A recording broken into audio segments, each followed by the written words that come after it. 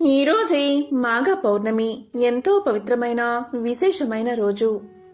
మాఘమాసము అంటే లక్ష్మీనారాయణులకు ప్రీతికరమైన మాసం. అందులోనూ ఈ మాఘ పౌర్ణమి శనివారంతో కలిసి వచ్చింది. ఈ మాఘ పౌర్ణమినే మహామాఘి అని పిలుస్తారు. సంవత్సరంలో వచ్చే 12 పౌర్ణిమల్లోనూ మాఘ పౌర్ణమి అత్యంత విశేషమైనది. ఈ మహామాఘి శివకేశవులిద్దరికీ ఎంతో ప్రీతికరమైనది. మరి ఎంతో విశేషమైన పవిత్రమైన ఈ రోజు ఈ కథలను విన్నా, చదివినా, చెప్పినా, వినిపించినా జన్మల పాపాలు తొలగి కోటి జన్మల పుణ్యం వస్తుంది. సకల శుభాలు కలుగుతాయి. మరి ఆ కథలేంటో ఇప్పుడు ఈ వీడియోలో తెలుసుకుందాం. పూర్వకాలంలో వశిష్ఠుడు దిలీప మహారాజుకు మాఘస్నాన మహత్యాన్ని ఇలా వివరిస్తున్నాడు. పూర్వకాలంలో కుత్సుడు అనే బ్రాహ్మణుడు ఉండేవాడు. అతను కర్దమముని కుమార్తెను పెళ్లి చేసుకున్నాడు. వారికి ఒక కొడుకు పుట్టాడు. కుత్సుని కుమారుడు కాబట్టి అతన్ని అందరూ కూడా కౌత్సుడు అని పిలిచేవారు. కౌత్సుడు గురువుల దగ్గరకు వెళ్లి తన బుద్ధి కుశలత వల్ల చాలా కొద్ది కాలంలోనే సకల విద్యలు నేర్చుకుని మహాపండితుడు అయ్యాడు. కౌత్సుడికి దేశాటనం చెయ్యాలనే బుద్ధి పుట్టింది. దీంతో అతను తల్లిదండ్రుల అనుమతి తీసుకుని బయలుదేరాడు. కౌత్సుడు మాఘమాసం ప్రారంభమయ్యేసరికి కావేరీ నది తీరంలోని శ్రీరంగ పట్టణానికి చేరుకున్నాడు. అతను కావేరీ నదిలో స్నానాలు చేస్తూ ఆ మాఘమాసమంతా ఆ పుణ్యక్షేత్రంలోనే గడపాలని నిశ్చయించుకున్నాడు. ప్రతిరోజు కావేరీ నదిలో మాఘ స్నానం చేసి శ్రీరంగనాథుణ్ణి ఆరాధిస్తూ సమీపంలో ఉన్న అరణ్యంలోని ఒక చెట్టు కింద అక్కడే తపస్సు చేసుకుంటూ ఉండేవాడు. ఆ విధంగా తపస్సు చేసుకుంటున్న సమయంలో కొన్ని దుప్పులు వచ్చి కొమ్ములతో అతని ఒంటిని తాకినా అతనికి తపోభంగం అయ్యేది కాదు. అది చూసిన వారు అతనిని మృగశృంగుడు అని పిలిచేవారు. అతని తపస్సుకు మెచ్చి ఒకసారి శ్రీ లక్ష్మీనారాయణుడు ప్రత్యక్షం అయ్యాడు. కౌత్సుడు ఆ లక్ష్మీనారాయణ్ణి దర్శించి ఆనందంలో మైమరిచి ఎన్నో శ్లోకాలతో విష్ణువుని స్తుతించాడు. శ్రీపతి ఆ స్తోత్రాలకు సంతుష్టుడై ఇలా పలికాడు: నాయనా, నీవు చాలాసార్లు ఈ కావేరీ నదిలో మాఘ స్నానం చేసి ఈ రంగనాథుణ్ణి ఆరాధించి నా అనుగ్రహానికి పాత్రుడయ్యావు. అపారమైన పుణ్య సంపదను ఆర్జించావు. నీకిష్టమైన వరాన్ని కోరుకో అన్నాడు. అప్పుడు కౌత్సుడు ఇలా సమాధానం చెప్పాడు: స్వామి, నీ దివ్య దర్శనాన్ని నాకు అనుగ్రహించావు. నేను ధన్యుణ్ణి అయ్యాను. నిన్ను దర్శించిన తర్వాత నాకు ఏ విధమైన కోరికలు కలగడం లేదు. ఎప్పుడు నేను తలిచినా నీవు దివ్య మంగళ విగ్రహంతో సాక్షాత్కరించి నాకు ఆనందం కలిగించు. నాకు అదే చాలు అని కోరుకున్నాడు కౌత్సుడు. నారాయణుడు అతనికి ఆ వరాన్ని అనుగ్రహించాడు. కౌత్సుడు ఇంటికి తిరిగి వచ్చాడు. తల్లిదండ్రులు అతన్ని చూసి ఎంతో సంతోషించారు. యోగ్యురాలైన ఒక కన్యను చూసి అతనికి పెళ్లి చెయ్యాలని నిశ్చయించుకున్నారు. ఒకనాడు కుమారుణ్ణి పిలిచి అతనికి తమ అభిప్రాయాన్ని చెప్పారు. కౌత్సుడు వివాహానికి తన సుముఖతను వ్యక్తం చేశాడు. భోగాపురం అనే గ్రామంలో సదాశివ శర్మ అనే ఉత్తమ బ్రాహ్మణుడు ఒకడు ఉన్నాడు. అతనికి ఒక కుమార్తె ఉంది. ఆమె పేరు సుశీల. ఆమె పేరుకు తగినట్లు మంచి స్వభావము, ప్రవర్తన కలిగిన ఉత్తమురాలు. సదాశివుడు ఆమెను కౌత్సుడికిచ్చి వివాహం చేసే ఉద్దేశంతో వచ్చి కౌత్సుడి తల్లిదండ్రుల్ని సంప్రదించాడు. కౌత్సుడు ఆ కన్యను చూసి తనకు అనుకూలవతి అని అనుకుని పెళ్లాడ్డానికి అంగీకరించాడు. ఇంతలో ఒకనాడు సుశీల తన 2 చెలికత్తెలతో కలిసి నదీ స్నానం చేయడానికై ఊరికి దూరంగా ఉన్న నదికి వెళ్ళింది. స్నానమైన తర్వాత తిరిగి వస్తూ ఉండగా అడవిలో నుంచి వచ్చిన ఒక ఏనుగు వారిని తరిమింది. వారు తలకొక దిక్కుకు పారిపోయారు. ఈ విధంగా సుశీల స్నేహితురాళ్లు పరిగెత్తుతూ నేల బారుగా ఉన్న పాడు నూతిలో పడి చనిపోయారు. సుశీల మాత్రం ఎలాగో తప్పించుకుని ఇంటికి చేరుకుంది. సుశీల చిలకత్తెల మరణానికి విచారిస్తూ కూర్చుంది. వారు నా వల్లే చనిపోయారు. వారు బతికితేనే నేను పెళ్లి చేసుకుంటాను అని పట్టుపట్టుకుని కూర్చుంది.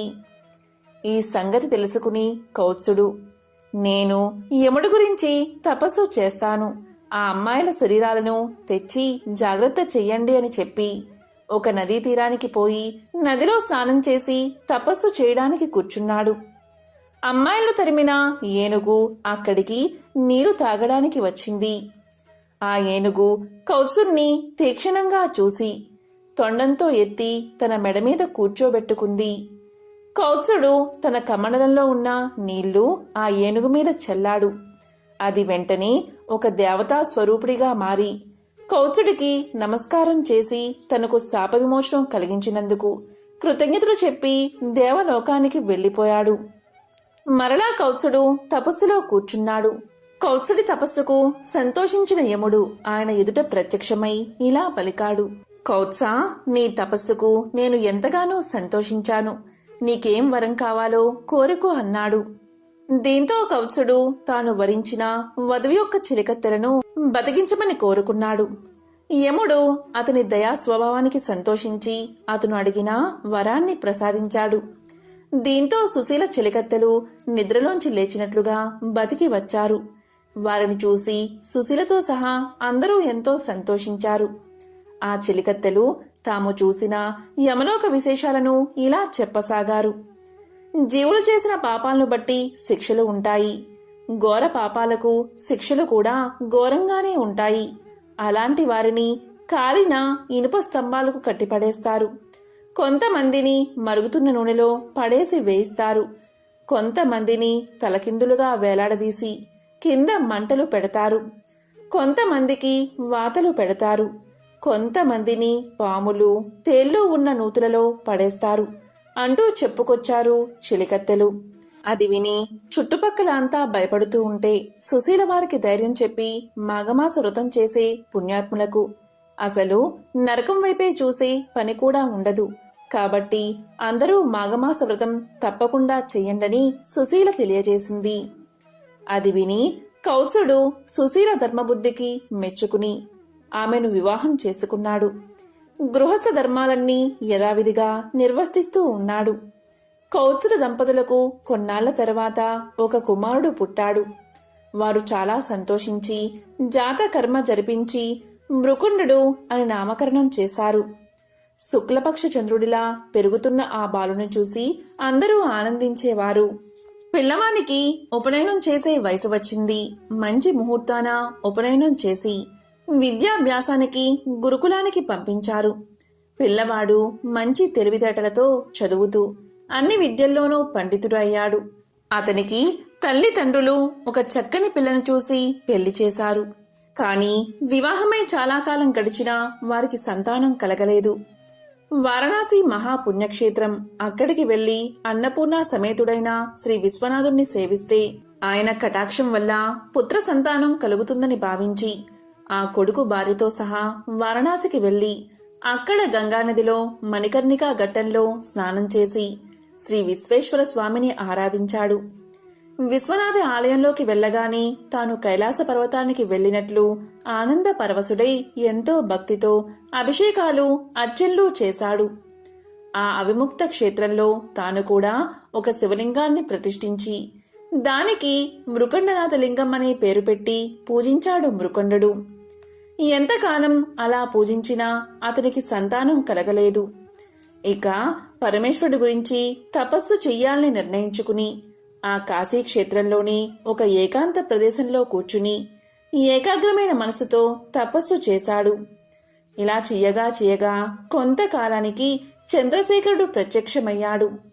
మృకండు చంద్రశేఖరుణ్ణి భక్తితో నమస్కారం చేసి శ్రీ రుద్ర మంత్రాలతో స్తుతించాడు. స్తుతించి ఇలా పలికాడు. స్వామి, నువ్వు సకల సద్గుణ రాశి సౌందర్యవతి పతివ్రత అయిన భార్యను ప్రసాదించావు. నేను ఎంతగానో సంతోషించాను. ఆమెతో నేను గృహస్థ ధర్మాలను ఆచరిస్తున్నాను. కాని గృహస్థులకు ఆనందదాయకమైన సంతానాన్ని కూడా అనుగ్రహించి మా గృహస్థ ఆశ్రమానికి పరిపూర్ణత కలిగించు అని శంకరుణ్ణి ప్రార్థించగా ఆయన ఇలా పలికాడు. మృకండముని, నీ కోరిక నెరవేరుతుంది. అయితే ఒక విషయం చెప్పు. వైదవ్యంతో ఏడుస్తూ చిరకాలము బతికే కుమార్తె కావాలా, అల్పాయుష్కుడైన 16 సంవత్సరాలు మాత్రమే జీవించే ఒక కుమారుడు కావాలా అని అడిగాడు. అప్పుడు మృకండు ఇలా పలికాడు. స్వామి, నన్నింకా పరీక్షించాలి అనుకుంటున్నావా? సరే, వితంతువై ఉండే కుమార్తె కంటే అల్పాయువైన కుమారుడే మేలు కదా, కుమారుణ్ణే ప్రసాదించు స్వామి అని వేడుకున్నాడు. దీంతో పరమశివుడు తదాస్తు అని చెప్పి అంతర్ధానమయ్యాడు. పరమేశ్వరుడి దయవల్ల మృకండముని భార్య మరుద్వతి గర్భవతి అయి 9 మాసాలు నిండిన తర్వాత పున్నమి చంద్రుడు లాంటి కుమారుణ్ణి కన్నది. మృకుండనికి పుత్ర సంతానం కలిగిందని విని బారసాల నాటికి మృకుండుని ఆహ్వానం మీద మునీంద్రులంతా విచ్చేశారు. బారసాల మహావైభవంగా జరిగింది. మృకుండు బాలుణ్ణి మునీశ్వరుల దగ్గరకు తీసుకుని పోయి మొక్కించాడు. వారంతా దీవించారు. ఆ బాలుడే మహాభక్తుడు చిరంజీవి అయిన మార్కండేయుడు.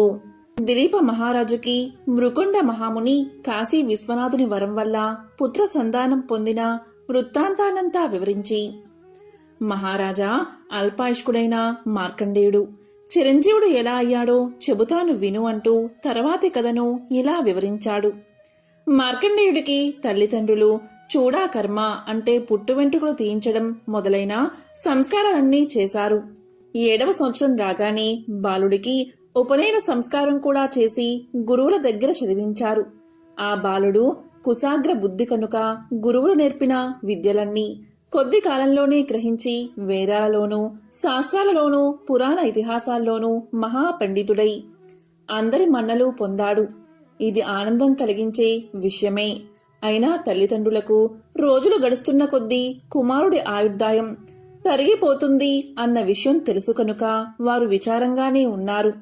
అన్ని విద్యల్లోనూ పండితుడైన కుమారుని చూసి ఒకనాడు తండ్రి ఇలా పలికాడు, నాయనా, నీవు చదువులన్నీ చదివి పండితుడు అయినందుకు మాకు సంతోషంగా ఉంది. అయినా గురువులు, మునులు, దేవతలు ఎవరు కనబడినా వారికి అభివందనం చేసి వారి ఆశీస్సులు పొందడం చాలా శ్రేయస్సును కలిగిస్తుంది. నువ్వు అలా చేస్తూ ఉండు, నీ ఆయుర్దాయం వృద్ధవుతుంది అని చెప్పాడు. మార్కండేయుడు తల్లిదండ్రుల ఉపదేశాన్ని పాటించి పెద్దలు, ఋషీశ్వరులు ఎవరు కనబడినా ముందు వారికి నమస్కారం చేసేవాడు. వారు చిరంజీవా అని దీవించేవారు. 16వ సంవత్సరం వచ్చినప్పటి నుంచి మృకండ దంపతుల మనోవేదన వృద్ధవుతూనే ఉంది. పరమేశ్వర వరప్రసాదుడైన మార్కండేయుణ్ణి 16వ జన్మదినోత్సవానికి మునులందరినీ ఆహ్వానించారు. మృకండు ఎవరి నోటి దీవెనలో ఏ మహత్యం ఉంటుందో ఎవరు చెప్పగలరు. పిల్లవాడు చిరంజీవి కావచ్చు అనే ఆశతో ఆ విధంగా మహర్షులందరినీ ఆహ్వానించాడు. మహర్షులంతా చిన్నతనంలోని మహాపండితుడైన మార్కండేయుణ్ణి చూడాలి అనే ఉత్సాహంతో మృకండుని ఆశ్రమానికి వచ్చారు. మృకండు వచ్చిన అతిథులందరికీ తగిన మర్యాదలు చేశాడు. మార్కండేయుడు వచ్చి పెద్దలందరికీ పాదాభివందనం చేశాడు. వారంతా దీర్ఘ ఆయుష్మంతుడు కమ్మని సంతోషంగా దీవించారు. అందరికీ చేసినట్లే వశిష్ఠ మహర్షికి కూడా పాదాభివందనం చేశాడు మార్కండేయుడు. ఆయన నమస్కరిస్తూ ఉన్న మార్కండేయుణ్ణి నివారించాడు. అక్కడి మునులందరూ ఇలా అన్నారు, ఓ వశిష్ఠ మహర్షి, మార్కండేయుడు నమస్కారం చేస్తుంటే మీరు ఎందుకు ఆపుతున్నారు అని అడిగారు. అప్పుడు వశిష్ఠుడు ఇలా చెప్పాడు, ఇతని ఆయుర్దాయం 16 కదా, మీరంతా ఇతన్ని చిరంజీవి కమ్మని దీవించారు. అదెలా సాధ్యమవుతుంది? ఇది 16వ జన్మదినోత్సవం. పరమేశ్వరుడు ఇచ్చిన ఆయుర్దాయం ప్రకారం ఇంకా ఇతను 1 సంవత్సరం మాత్రమే జీవిస్తాడు. ఇతడు నాకు నమస్కారం చేస్తే చిరంజీవా అని ఎలా దీవించగలను? అందుకే నమస్కరించవద్దని నివారించాను అన్నాడు వశిష్ఠుడు. అంతవరకు మార్కండేయుణ్ణి చిరంజీవా అని దీవించిన మహామునులంతా ఒక్కసారి తెల్లబోయారు. అయితే మా దీవెనలు అసత్యం కావాల్సిందేనా అని వశిష్ఠముణ్ణి అడిగారు. అప్పుడు వశిష్ఠుడు కొంతసేపు ఆలోచించి ఇలా పలికాడు, మునీంద్రులారా, మనందరం ఆ మార్కండేయుణ్ణి వెంటబెట్టుకుని బ్రహ్మ దగ్గరకు పోయి ఆయన్ని ఈ సమస్యకు పరిష్కారం చెప్పమందాం రండి అన్నాడు. అప్పుడు మునులందరూ మార్కండేయుని వెంటబెట్టుకుని బ్రహ్మగారి దగ్గరకు వెళ్లారు. బ్రహ్మదేవుడు ఈ మునులందరూ ఒకేసారి తన దగ్గరకు వచ్చినందుకు చాలా ఆనందించాడు. బ్రహ్మదేవుణ్ణి చూడగానే మార్కండేయుడు వెళ్లి సాష్టాంగ నమస్కారం చేశాడు. అలవాటు చొప్పున బ్రహ్మగారు చిరంజీవాని దీవించారు. అప్పుడు వశిష్ఠాది మునులంతా బ్రహ్మగారికి నమస్కారం చేశారు. తరువాత వశిష్ఠుడు బ్రహ్మకు మార్కండేయుడి జన్మ వృత్తాంతమంతా చెప్పాడు. బ్రహ్మ జరిగిన పొరపాటుకు కొంచెం సేపు విచారించి మార్కండేయుణ్ణి దగ్గరకు పిలిచి శిరస్సు మీద చేతిని ఉంచి ఇలా పలికాడు. పరమేశ్వరుడు మీ దీవెనలు సఫలం చేస్తూ ఈ బాలుణ్ణి అనుగ్రహించి చిరంజీవిని చేయుగాక అని మనసులో శివుణ్ణి ప్రార్థించాడు. అప్పుడు మునులవైపు చూసి బ్రహ్మ ఇలా పలికాడు. ఓ మునులారా, ఇతనికి ఇంకా ఏ ప్రమాదమూ రాదు. మీరు నిశ్చింతగా వెళ్లి రండి అని చెప్పి, నాయనా మార్కండేయ, నువ్వు పుణ్యక్షేత్రమైన వారణాసికి వెళ్లి శ్రీ విశాలాక్షి సమేతుడైన విశ్వనాథుణ్ణి ఎల్లప్పుడూ సేవిస్తూ ఉండు. నీకింకా మరణ భయం ఉండదు అని చెప్పి ఇంటికి పంపేశాడు. మార్కండేయుడు ఇంటికి వచ్చి విచారంగా ఉన్న తల్లిదండ్రులకు నమస్కారం చేసి బ్రహ్మలోకంలో జరిగిన వృత్తాంతమంతా వినిపించి, తల్లిదండ్రులారా, నేను శ్రీ విశ్వనాథుణ్ణి సేవించడం కోసం కాశీకి వెళ్తున్నాను. నాకు అనుమతి ఇవ్వండి అని అడిగాడు. అప్పుడు తల్లిదండ్రులు ఇలా పలికారు. నాయనా, ఒక్కగానొక్క కుమారుడివి.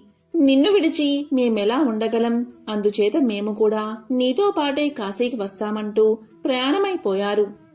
అందరూ కాశీకి వచ్చిన తర్వాత మృకండ మహాముని విశ్వేశ్వర ఆలయ సమీపంలో ఒక ఆశ్రమాన్ని ఏర్పాటు చేసుకుని నిత్యము గంగా స్నానం చేస్తూ విశ్వనాథుణ్ణి దర్శించుకుంటూ కొడుకును చూస్తూ కాలం గడుపుతున్నాడు. ఇక మార్కండేయుడు బ్రాహ్మీ ముహూర్తంలోనే నిద్రలేచి గంగానదిలో స్నానం చేసి విశ్వేశ్వర ఆలయానికి వెళ్లి ఆ గంగాజలంతో పరమేశ్వరుడికి అభిషేకం చేసి పరమేశ్వరుణ్ణే ధ్యానిస్తూ ఆ విశ్వేశ్వర సన్నిధిలోనే ఉండిపోయేవాడు. మార్కండేయుడికి 16 సంవత్సరాలు నిండాయి. మొదట పరమేశ్వరుడు ఇచ్చిన ఆయుర్దాయం పూర్తయింది. యమధర్మరాజు తన భటుల్ని పంపి మార్కండేయుణ్ణి పట్టుకు రమ్మన్నాడు. వారు విశ్వేశ్వరుడి సన్నిధిలో ఉన్న మార్కండేయుడి దగ్గరకు వెళ్లలేకపోయారు.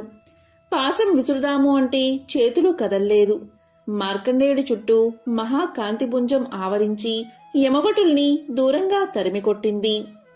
వారు అంటే యమభటులు యమధర్మరాజు దగ్గరకు పోయి తమ అవస్థ చెప్పుకున్నారు. దీనికి యముడు ఆశ్చర్యపడి తానే స్వయంగా వచ్చాడు. మార్కండేయుడి మీద కాలపాశాన్ని విసిరాడు. మార్కండేయుడు విశ్వనాథ లింగాన్ని కౌగలించుకుని ప్రార్థించాడు. విశ్వనాథుడు భక్తుడి ఆక్రందన విని వెంటనే లింగం నుంచి ఆవిర్భవించి త్రిశూలంతో యముణ్ణి సంహరించి మార్కండేయుణ్ణి రక్షించాడు. యముడు చనిపోవడం చేత దుష్కార్యాలు చేసే వారందరూ యమలోకానికి వచ్చి శిక్షించే అధికారి లేకపోవడంతో యమలోకాన్నంతా గందరగోళం చేస్తున్నారు. అది చూసి బ్రహ్మాది దేవతలు విశ్వేశ్వరుడి దగ్గరకు వచ్చి ఇలా అన్నారు. మహాప్రభో, విశ్వనాథ, శాంతించు. యముడు తన కర్తవ్యాన్ని తాను సరిగ్గా నెరవేర్చాడు. నీవు మార్కండేయుడికి 16 ఏళ్లు మాత్రమే ఆయుర్దాయం ఇచ్చావు కదా. అందుచేత 16 ఏళ్లు నిండగాని మార్కండేయుణ్ణి తీసుకుపోవడానికి యముడు వచ్చాడు. నీవు మార్కండేయుడి భక్తికి మెచ్చి చిరంజీవిని చేశావని పాపం అతనికి తెలియక నీ భక్తుడికి అపచారం చేశాడు. ధర్మపాలన కోసం యమధర్మరాజు తప్పకుండా ఉండాలి కదా. అందుచేత క్షమించు. యముణ్ణి బతికించు మహానుభావా అని వేడుకున్నారు దేవతలు. అప్పుడు విశ్వేశ్వరుడు యముణ్ణి బతికించి ఇలా పలికాడు. యమధర్మరాజా, నీ విధిని నువ్వు నిర్వర్తించుకో, కాని నా భక్తుల జోలికి మాత్రం అస్సలు రాకు అని శాసించాడు. మృకుండ మహర్షి విశ్వనాథుని దయవల్ల చిరంజీవి అయినందుకు చాలా సంతోషించి తాము చేసిన మాఘమాస వ్రతమహిమ వల్ల తమ కొడుకు తమకు దక్కాడని ఆనంద పరవశులు అయ్యారు. పార్వతీదేవికి పరమేశ్వరుడు మాఘస్నాన మహత్యం గురించి ఇంకొక కథను ఇలా చెప్పాడు. గౌరీదేవి ఇష్టం ఉండి చేసినా యథాలాభంగా ఇష్టం లేకుండా చేసినా మాఘమాస స్నానం మంచి ఫలితాన్ని ఇస్తుంది. కాబట్టి మాఘమాస స్నానం వ్రతం మానకుండా అందరూ చేయవలసిందే. చాలా కాలానికి పూర్వం దక్షిణ దేశంలో వసంతపురం అనే నగరముండేది. ఆ నగరంలో సువర్ణ శ్రేష్ఠి అనే కోమటి ఒకడు ఉండేవాడు. అతను పరమలోభి. పెళ్లికి బిచ్చం పెట్టేవాడు కాదు. ఎంగిలి చేతితో కాకిని కూడా కొట్టేవాడు కాదు. తండ్రి తాతలు సంపాదించిన ఆస్తిపాస్తులు చాలానే ఉన్నా ఇంకా సంపాదించాలని తాపత్రయపడేవాడు. వడ్డీలకు వడ్డీలు కట్టి పేదవారిని పీడించుకుని తింటూ ఉండేవాడు. తాకట్టు వస్తువులు ఎన్నిటినో పోగు చేసి ఇల్లు నిండబెట్టేవాడు. పొలాల మీద తనఖా అప్పులిచ్చి వాటిని వసూలు చేసుకునేందుకు న్యాయస్థానాల మెట్లు ఎక్కేవాడు. చెట్ల కాయలు, పళ్ళు, కూరగాయలు ఒకటేమిటి అమ్మడానికి వీలైన వస్తువులంటిని అమ్మి సొమ్ము చేసుకునేవాడు. సంతానం లేకపోయినా భూములు, తోటలు, దొడ్లు ఎన్నో అక్రమంగా సంపాదించి వాటిని చూసుకుని మురిసిపోయేవాడు. ఒకనాడు ఆ కోమటి ఏదో పని మీద గ్రామాంతరం వెళ్లే పని వచ్చి వెళ్ళాడు. రాత్రికి ఇంటికి చేరలేకపోయాడు. ఆనాటి సాయంకాలం ఒక బ్రాహ్మణుడు ఏదో ఊరికి ప్రయాణం చేస్తూ చీకటి పడేవేళకు వసంతపురం వచ్చాడు. మాఘమాసం చలికాలం. ఎవరైనా కాస్త తలదాచుకునేందుకు చోటిస్తారేమో అని అందర్నీ అడుగుతూ ఈ కోమటి ఇంటికి కూడా వచ్చి ఆయన భార్యను చూసి ఆ బ్రాహ్మణుడు ఇలా పలికాడు. అమ్మా, నేను వెళ్ళవలసిన గ్రామం ఇంకా చాలా దూరంలో ఉంది. ఇప్పుడు పొద్దు కునికిపోయింది. ఈ రాత్రికి మీ ఇంటి అరుగు మీద కొంచెం చోటిస్తే పడుకుని తెల్లవారుజామునే లేచి చెరువులో మాఘస్నానం చేసి వెళ్ళిపోతాను. కొంచెం దయతలుచు తల్లి అని ప్రార్థించాడు. ఆమె చాలా దయగల తల్లి. కోమటి భార్య చాలా ఉత్తమురాలు, గుణవంతురాలు. అప్పుడు ఆమె ఇలా పలికింది. అయ్యా, మీరు మా సావిట్లో ఆ వార పడుకోండి. పక్కకు కప్పుకునేందుకు దుప్పట్లు ఇస్తాను అంటూ దుప్పట్లు ఇవ్వడమే కాక ఇంట్లో ఉన్న కొన్ని పళ్ళు తినడానికి ఇచ్చింది. అప్పుడు ఆ బ్రాహ్మణుడు సంతోషంగా వాటిని ఆరగించిన తరువాత ఆవిడ ఇలా పలికింది. అయ్యా, మీరు తెల్లవారుజామునే లేచి మాఘస్నానం చేసి వెళ్తాను అంటున్నారు. మాఘస్నానం అంటే ఏమిటి? దాని విశేషమేమిటి? దాని ఫలితమేమిటి? దయచేసి చెప్పండి స్వామి అని వేడుకుంది ఆమె. అప్పుడు ఆ బ్రాహ్మణుడు ఇలా సమాధానం చెప్పాడు. తల్లి, ఇప్పుడు నడుస్తున్నది మాఘమాసం. రేపు పూర్ణిమ తిథి, పరమ పవిత్రమైన రోజు. మాఘమాస వ్రతమహిమ చెప్పాలంటే 1000 నోళ్లు గల ఆదిశేషుడికి కూడా సఖ్యం కాదు. మాఘమాసం నెల రోజులు నదిలోనో చెరువులోనో సూర్యోదయ వేళకు ముందే స్నానం చేసి శ్రీ లక్ష్మీ సహిత శ్రీ నారాయణుడికి పూజ చేసి మాఘ పురాణం విని ఒక బ్రాహ్మణుడికి స్వయంపాకం ఇచ్చిన వారికి కలిగే పుణ్యం చాలా గొప్పది.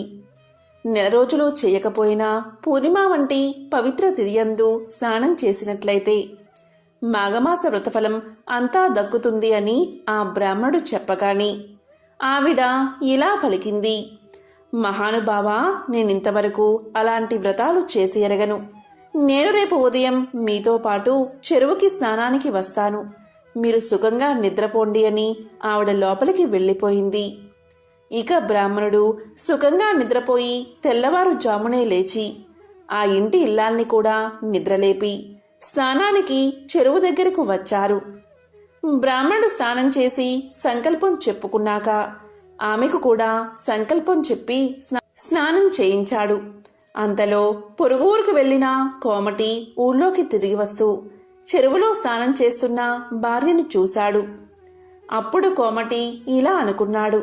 ఈవిడ స్నానాలు చేసి దాన ధర్మాలు అంటూ నేను కష్టపడి కూడబెట్టిన ధనాన్నంతటినీ బ్రాహ్మణులకు పేదవాళ్లకు ఇచ్చి పాడు చేస్తుందా అని అనుకుని కోపం వచ్చి ఎందుకిలా చెరువులో స్నానం చేస్తున్నావని భార్యను అడిగాడు. అప్పుడు ఆమె ఇలా పలికింది. మాఘమాసమిది, ఈరోజు పున్నమి. ఈరోజు స్నానం చేస్తే చాలా పుణ్యమట. ఈ అయ్యవారు చెప్పారు. అందుకే నేను స్నానం చేస్తున్నానని ఆవిడ చెప్పింది. దాంతో కోమటి నాకు చెప్పకుండా ఇలాంటివన్నీ చేస్తావా అంటూ స్నానం చేస్తున్న భార్యను కొట్టడానికి చెరువులోకి దిగి కాలుజారి పడి ఆ చెరువు నీటిలో మునిగిపోయాడు. బ్రాహ్మణుడు కోమటిని లేవదీసి అతని భార్యకు అప్పగించి తన దారిన తాను వెళ్ళిపోయాడు. కోమటి కాలుజారి పడినా నిండా మునిగాడు కనుక అతనికి కూడా మాఘస్నాన ఫలం దక్కింది. ఈ విధంగా కొంతకాలం గడిచింది. కోమటి దంపతులు చాలా ముసలివాళ్లు అయిపోయారు. రోగం కూడా వచ్చి ఇద్దరూ ఒకేసారి చనిపోయారు. అప్పుడు కోమటిని తీసుకుపోవడానికి యమభటులు వచ్చి పాసాలతో లాగుతున్నారు. కోమటి భార్యను తీసుకుపోవడానికి దేవదూతలు విమానంలో వచ్చారు.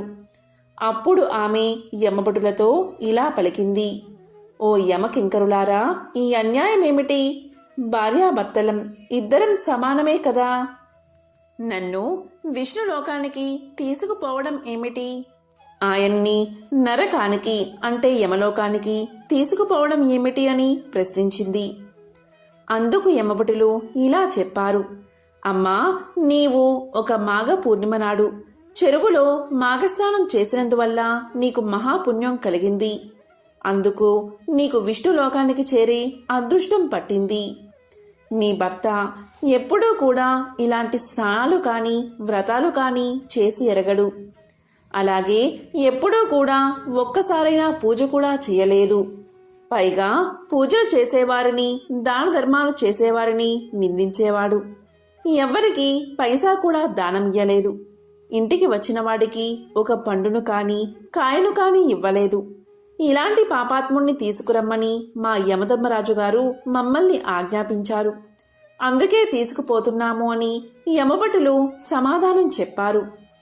అప్పుడు కోమటి భార్య మళ్ళీ ఇలా పలికింది: అయ్యలారా, నేను పూర్ణిమ నాడు స్నానం చేస్తూ ఉండగా నన్ను కొట్టడానికని చెరువులో దిగి కాలుజారి పడ్డ నా భర్త నీళ్లల్లో మునిగాడు కదా, అతనికి మాత్రం మాఘస్నాన ఫలం దక్కదా? యమధర్మరాజు ఈ విషయం ఆలోచించలేదా అని అడిగింది. అప్పుడు యమభటులు ధర్మ సందేహంలో పడ్డారు. అతన్ని యమలోకానికి తీసుకుపోయి యమధర్మరాజు ముందు నిలబెట్టి యమభటులు ఇలా అన్నారు: దేవా, ఈ కోమటి భార్య వేసిన ప్రశ్నకు తామే సమాధానం చెప్పాలని కోరారు. అప్పుడు యమధర్మరాజు అతని సంగతి చక్కగా విచారించి, ఇతను మాఘ పూర్ణిమ నాడు అసంకల్పితంగా అయినా సరే చెరువులో మాఘస్నానం చేసినందుకు ఇతడి పాపాలన్నీ తొలగిపోయాయి. కనుక ఇతన్ని దేవ విమానం ఎక్కించి విష్ణులోకానికి పంపించండి అని భటులను ఆజ్ఞాపించాడు యమధర్మరాజు. దీంతో యమభటులు కోమటిని విమానమెక్కించి విష్ణులోకానికి తీసుకుపోయి విడిచిపెట్టారు. ఈ విధంగా పరమ పాపాత్ములు కూడా మాఘస్నానంతో పవిత్రులు అవుతారు అని పరమేశ్వరుడు పార్వతికి మాఘస్నాన మహిమను వివరించి చెప్పాడు. పూర్వం ద్వాపర యుగంలో అంగదేశాన్ని పరిపాలించే సులక్షణుడు అనే రాజు ఉండేవాడు. అతను మహాబల పరాక్రమాలు కలవాడు. రాజులందరినీ గెలిచి భూమండలానికి చక్రవర్తి అయి సామంత రాజుల నుంచి కప్పాలు వసూలు చేస్తూ ఇంద్రభోగంతో ఉండేవాడు. అతనికి 9 భార్యలు. అంతమందిని పెళ్లాడినా ఒక్క భార్యయందు కూడా సంతానం కలగలేదు. ఎన్నో వ్రతాలు, యజ్ఞాలు, పూజలు చేశాడు. కాని ఫలితం కనిపించలేదు. తపస్సాలులైనా ఏ మహాముళ్ళైనా అడిగితే తనకు సంతానం కలిగే వ్రతం లాంటిది చెబుతారు అనే ఆశతో ఒకనాడు భార్యలతోనూ పరివారంతోనూ బయలుదేరి నైమిసారణ్యానికి చేరుకున్నాడు సులక్షణ మహారాజు. నైమిసారణ్యం పరమ నైష్ఠికులైన మహర్షులుండే పవిత్ర ప్రదేశం కదా. మరి సులక్షణుడు అక్కడికి వెళ్లి వినయ విధేయతలతో సౌనకాది మహాముళ్లను దర్శనం చేసుకుని వారికి సాష్టాంగ నమస్కారాలు చేసి ఇలా పలికాడు: మహాత్ములారా, నేను పూర్వజన్మలో చేసిన పాపమో మరేమో కాని ఈ జన్మలో 100 మంది రాణులను వివాహమాడినా కూడా ఒక్క రాణి వల్ల కూడా నాకు పుత్ర సంతానం కలగలేదు. అందుకు కారణమేమిటో సెలవిచ్చి నాకు పుత్ర సంతానం కలిగే ఉపాయం చెప్పండి అని దీనంగా ప్రార్థించాడు. ఆ మునులు రాజును చూసి కరుణగలవారి ఇలా పలికారు: మహారాజా, నువ్వు పూర్వజన్మలో సౌరాష్ట్ర దేశానికి మహారాజువు. ధర్మాత్ముడువై రాజ్య ప్రజలను చక్కగా పరిపాలించి ఎన్నో యజ్ఞయాగాలు, వ్రతాలు ఆచరించేవాడవు. ప్రతి సంవత్సరం మాఘమాస వ్రతం చేసేవాడవు. కాని మాఘశుద్ధ సప్తమి అనగా రథ సప్తమి నాడు అన్ని దానాలు, ధర్మాలు చేసేవాడువు. కాని ఎప్పుడూ కూష్మాండ దానం అంటే గుమ్మడి పండు దానం చెయ్యలేదు. ఆ దోషం చేత నీకీ జన్మలో సంతానం కలగలేదు. మేమిప్పుడు నీకొక మామిడి పండును మంత్రించి ఇస్తున్నాము. దీన్ని నువ్వు ఇంటికి తీసుకుపోయి దేవమందిరంలో ఉన్న దేవుడికి పూజ చేసి దీన్ని నైవేద్యంగా సమర్పించిన తర్వాత నీ రాణులందరికీ చిన్న చిన్న ముక్కలుగా కోసి తినిపించు. వారంతా గర్భవతులు అవుతారు. నీకు శతపుత్ర లాభం కలుగుతుంది అంటూ ఒక పెద్ద మామిడి పండును అభిమంత్రించి రాజు చేతిలో పెట్టారు ఆ మహర్షులు. దీంతో రాజు చాలా సంతోషించి మహర్షులకు అనేక కృతజ్ఞాభివందనాలు సమర్పించి తన రాజసౌధానికి చేరుకున్నాడు. చూత ఫలాన్ని అంటే మామిడి పండును దైవ మందిరంలో ఉంచి అందరూ స్నానాలు చేయడానికి వెళ్లారు.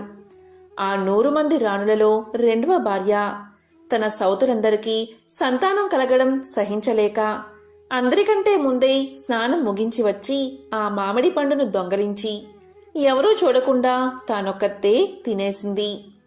ఇక రాజు రాణులు స్నానాలు చేసి అలంకరించుకుని దేవుడి పూజా మందిరంలోకి వచ్చేసరికి అక్కడ పెట్టిన మామిడి పండు కనిపించలేదు. ఎవరు తీశారని అంతఃపురంలో గగ్గోలు బయలుదేరింది. రాజు అందర్నీ విచారించాడు. చివరికి రెండవ రాణి దొంగలించి తినేసినట్లు తెలిసింది. రాజు మాత్రం ఏం చేయగలడు? కొన్నాళ్లకు చిన్నరాణి గర్భవతి అయ్యింది.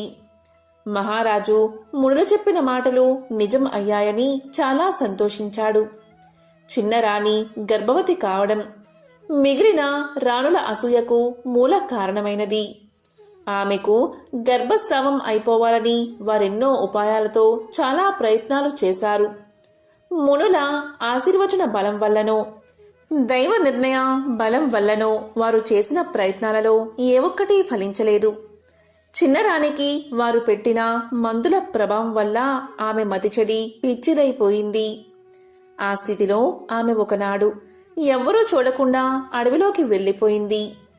అడవిలో చిన్నరాణి తిరిగి తిరిగి అలసిపోయి స్పృహ తప్పి ఒకచోట పడిపోయింది. ఆ సమయంలోనే ఆమె ప్రసవించి ఒక మగబిడ్డను కన్నది.